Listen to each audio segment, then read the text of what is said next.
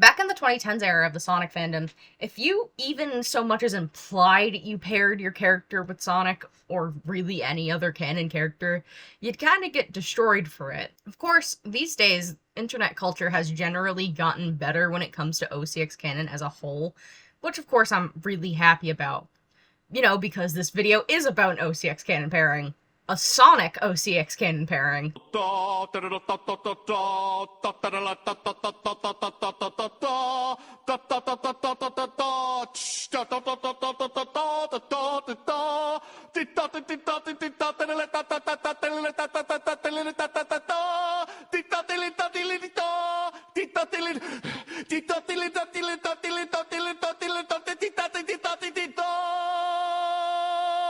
Preparing. Yowie. As of the time recording this, it is exactly one day before the anniversary of my favorite Sonic OCX canon pairing, Dr. Starline and Volts.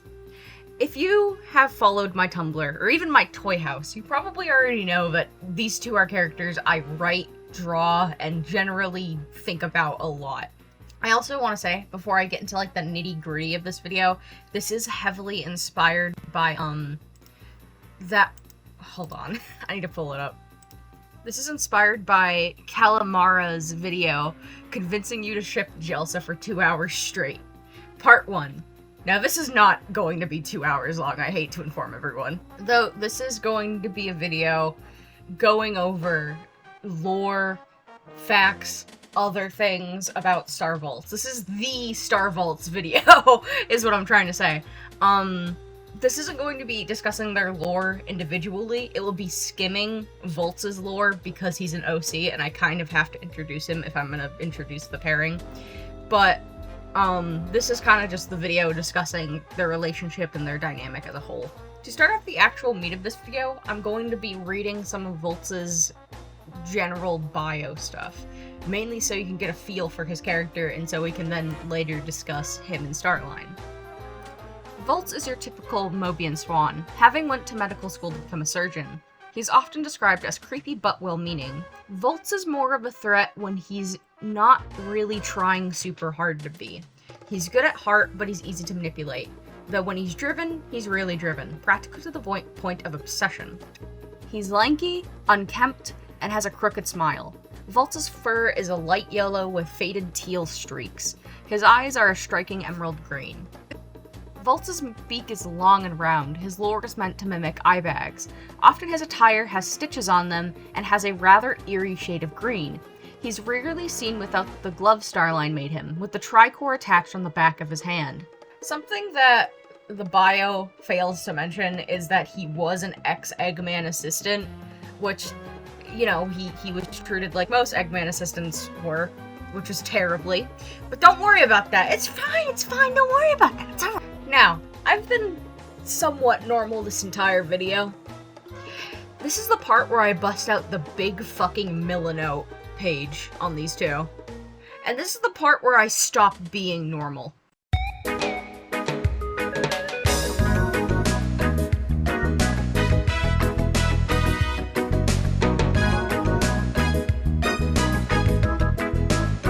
Star Volts is a Sonic the Hedgehog OCX canon pairing. It involves the canon character of Dr. Starline and my fan-made character Dr. Volts. Dr. Starline is a theater kid in a villain's body.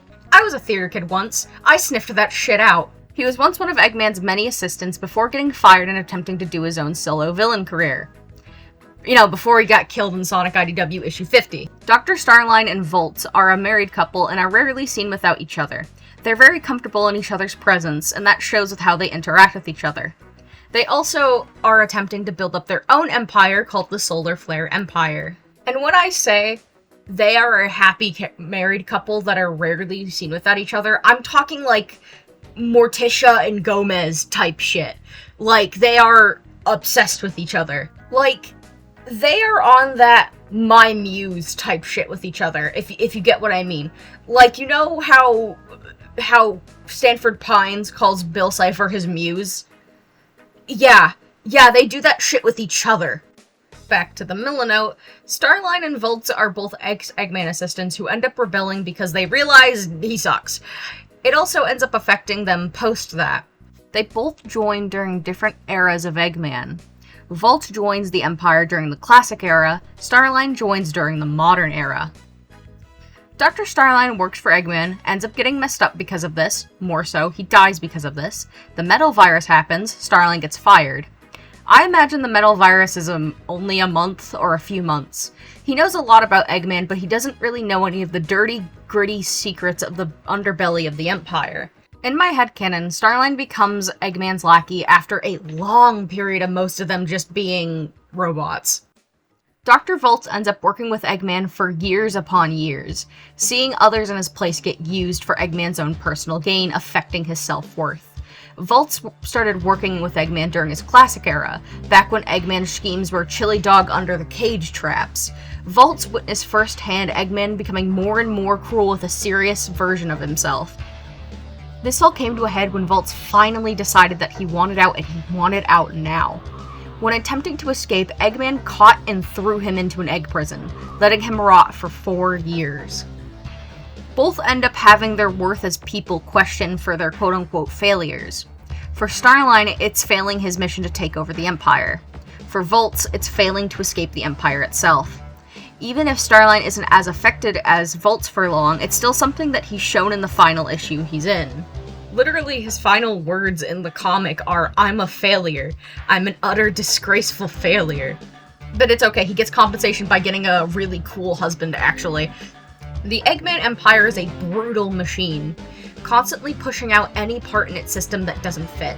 I've said this once and I'll say it so many times, but the Eggman Empire is Eggman's greatest trap. Most Eggman assistants are found in a place of weakness / are fans of Eggman. Regardless, Eggman will use these weaknesses to any extent he deems necessary. To Eggman, you are not a person. You are a cog in his machine.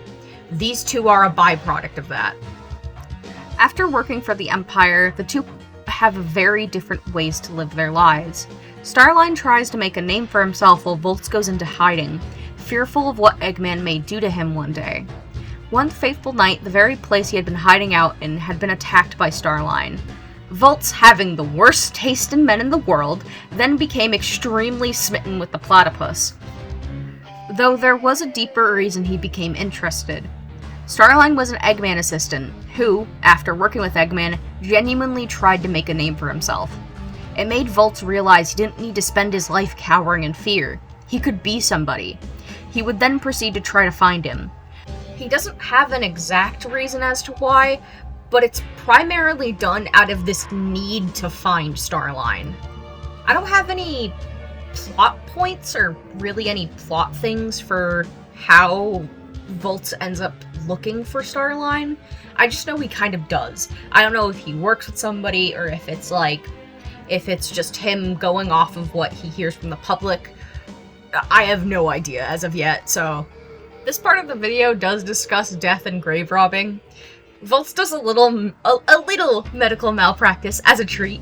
He likes playing God, but he doesn't, think about it like that, so... As many IDW fans know, Starline is long dead. So how does my OC, who saw Starline as a beacon of hope, handle this? He doesn't handle it well. Obviously.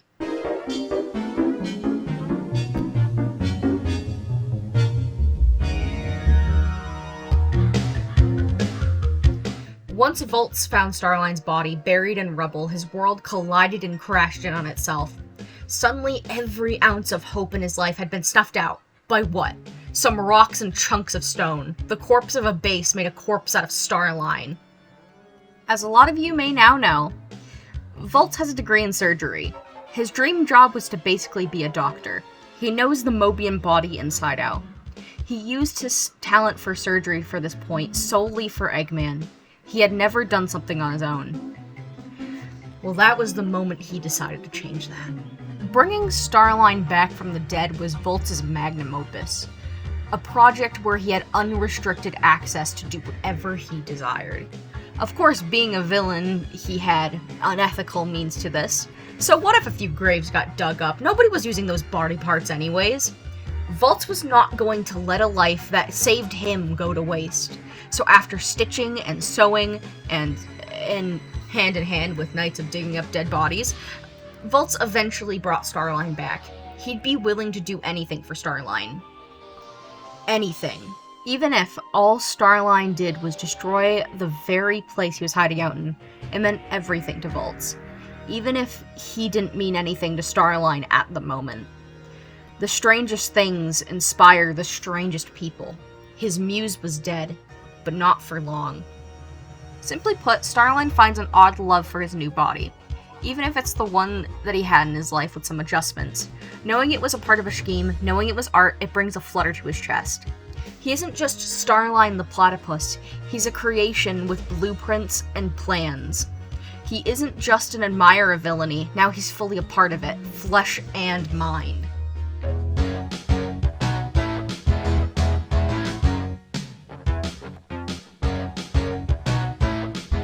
One of the things that Starline desired most in Eggman was an equal.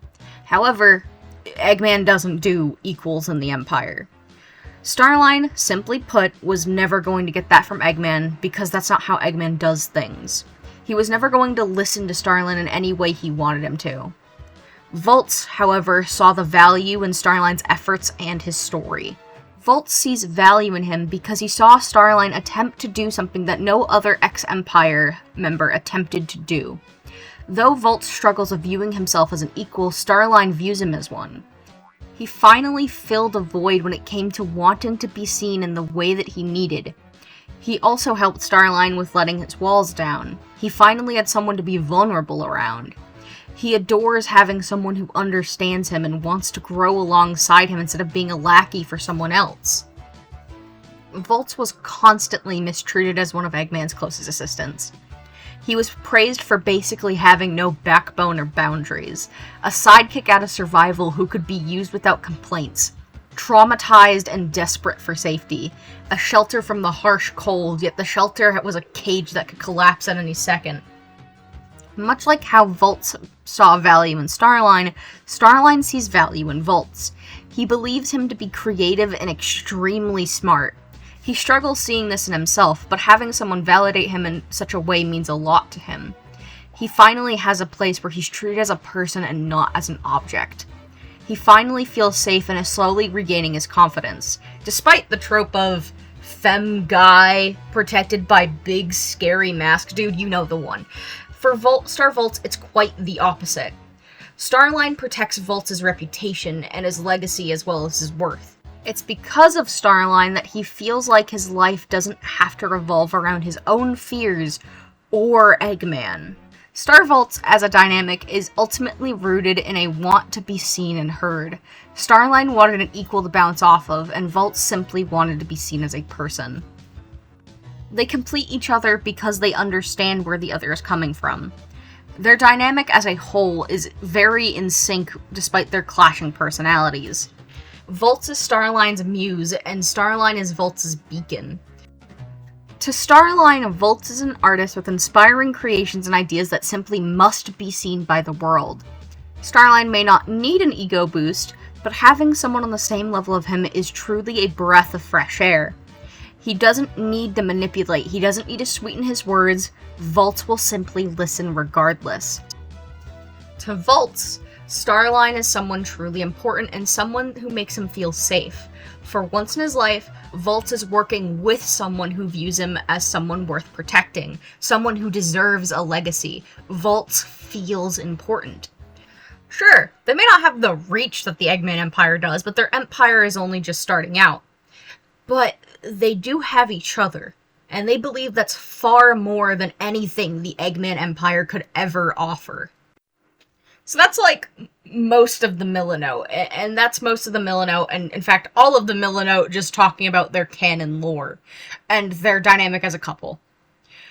But I do not want to stop here. I don't want to stop at just canon facts about these two.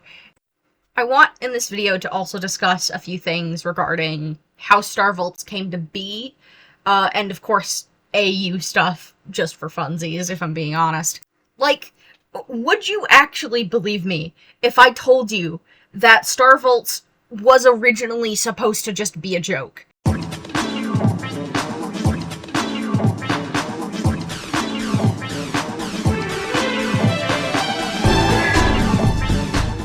It was a joke idea. But of course, as every OC creator knows, the moment you say, wouldn't it be funny if blank happened, it's no longer a joke. The moment you type that, the moment you say that, it is no longer a joke. It becomes not a joke in like an hour. Though I do have art of like their second idea in terms of lore, their first idea was never drawn because holy shit, it was crazy. Basically, the idea was that Starline dies and he becomes like a zombot and is also put in the Archie dimension because that's what Volts was originally made for. And like it was so weird. It was like he had the zombot virus, but it didn't spread to other people and he was just now a zombot forever. It was really fucking weird. But their second take is a little bit more interesting in the sense that it's probably going to end up being an AU at some point. Basically, my first ever take on these two's story was that, and you can see this in the very first art I drew of them, Tricore Boyfriend, which I'll put up on screen. Volts was originally going to just happen upon the Tricore, and either it be him finding it in the rubble, or him being sold it. Originally, the take was that he was given to it by, like, some shady salesman. But the twist was that Volts would eventually find out that Starline is possessing the Tricore, and that he's a ghost. He's a little ghosty guy. I do like the art for this. I really like how I drew Starline in this. It's very fun, but that eventually ended up not being the take that I went with. The second take on their lore involved the idea that Starline was actually alive post-issue 50. And, Volts eventually ends up finding him, after, of course, he finds the Tricore himself. And this was actually my take on Star Volts for a long time. You can see a lot of art where it's just a live Starline and not like the Frankenstein Starline that I have now.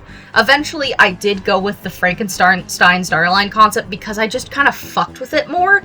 Like, it's just more of a fun concept to me.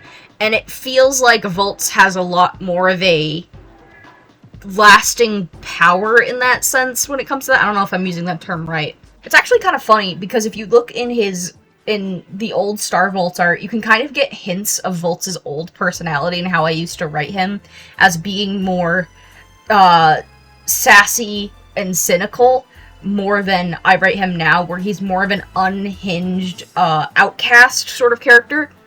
I personally like his newer take on the character better because it clashes a lot better with Starline's overconfidence and theatric personality. And I think it works so much better in favor of their whole thing going on. Also, I made this joke in the Millinote, but in a screenshot from 2022, you can see me explaining Volts' lore alongside his 2022 design, I mean. And he used to have a rock collection hobby, and then I just got rid of that, and I literally have, like, Volts' rock collecting hobby 2019 to 2022. Rip Volts liking cool rocks. Okay, but that's enough of me rambling about the backstory of these two, or the history of these two, and why, and how much, like, rewrites these two have, because they have a few of them. I want to talk about AU content and, like, other non-canon facts about these two.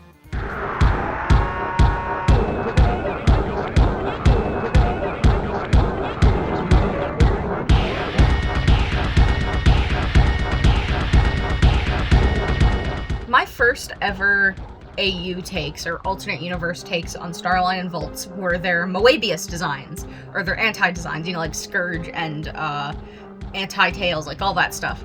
My anti-Starline was named Dr. Sunbeam, and a lot of you may already know that I redesigned him, and also designed an imposter trio alongside him. So there's that.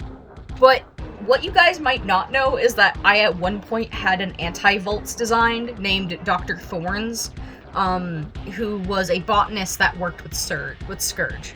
Scourge, you know, similar names. But he is planned on getting a heavy redesign because look at him, he's not that well designed. I'll keep it real with you, gang. However, anti-Mobius is a canon thing and is like less of an AU and more of a canon alternate dimension. Well, not canon at this point after the Genesis wave, but the first ever original AU I ended up making was the Swap AU version of Starline and Volts, and I made them back in October of 2023, and the designs I had for them back then were just sketches and were little doodle concepts, but as of recently did get some pretty sick-ass redesigns, if I'm gonna be honest with you. In this, in the Swap AU, it's just a kind of a basic AU, where it's just character A gets swapped with character B, and nothing much else changes. It's pretty basic. But, in it, Volts is the assistant that works with Eggman during the Zombot arc and takes Starline's place throughout the story, obviously. And the way I write him in terms of personality is that despite the fact that he now has Starline's more put-together facade, he's still just as unhinged as the original Volts is, and he still has that lack of self-worth in himself. Starline, on the other hand, has Volts' more unhinged personality, and also still retains the main Starline's confidence, which I feel is a horrible blend, because now you not only have this self-righteous dude, but you now have a self-righteous platypus who just is so unhinged and unkempt and like, oh my god. He does not care about social cues anymore. Also, AU that my partner made for me, that's really fucked up and I could hurt people really bad with is, it doesn't really have a name, but it's but it's noted as being and I'll read what they said. Basically a Frankenstein AU where Starline creates Volts, except the twist is he falls in love with his creation, who turned out so human rather than mechanical or monster-like. But after they fall in love, Starline realizes that he's not a perfect creation. He has a flaw and he's doomed to eventually deteriorate and die. And Starline realizes that a part of what made him so seemingly normal, he was flawed, but he could still love. And another AU I don't really talk about or draw or really do anything with, which I'm really fucking upset about, is the Prince of Lies AU. I've only posted the ref sheet for Starline in that AU, and yes, that design does in fact go hard, but the AU's main premise is that Starline is secretly the devil from the Bible, and Volts is a priest. It's a priest ex-demon AU, and it goes so hard, and I'm so upset I don't talk about it at all, because Starline's design in it goes hard. Volts' design is only a WIP, but it still goes hard. It's just a really fun AU concept, and it's just a fun little what-if scenario on what if Starline was the fucking devil? What I'm trying to say with this, this part of the video is just that Star Volts means a lot to me. Like, I have so many AUs, I have so much content of these two, and I just think about them a lot recently. I've been thinking about them a lot since, September of last year, and how it started off as a joke.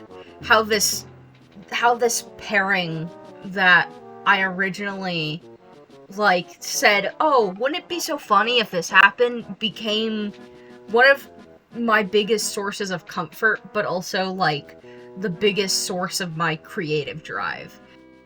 And, like I said at the beginning of the video, back in the day, if you had a Sonic OCX Canon pairing, you were heavily judged for it. I remember the Akai Dahlia situation, how crazy that was.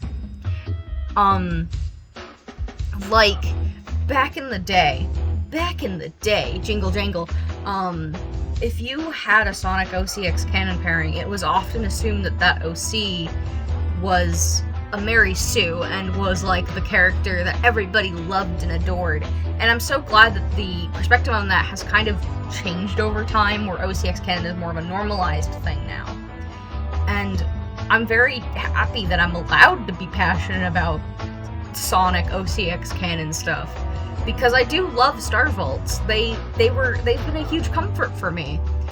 And I'm glad that I'm making this video, and I didn't think I was going to make this video. I just want this part of the video to just emphasize how grateful I am, not only to the people outside of my friend group that have supported me in this, but the people who are a part of my friend group who are like Star Vaults' #1 fans. Like, the fact that I have had friends come up to me and say, sometimes I forget that Volts isn't a canon character. Like, they forget that Volts isn't, like, my creation, and that he isn't, in fact, a official Sonic character. It just means a lot to me.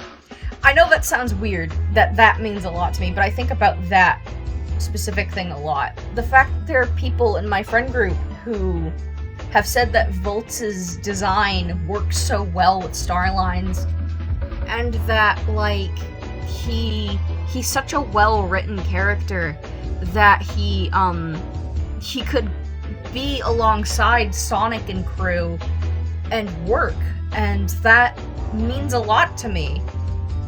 And I just want to thank everyone who's made, like, content that for them.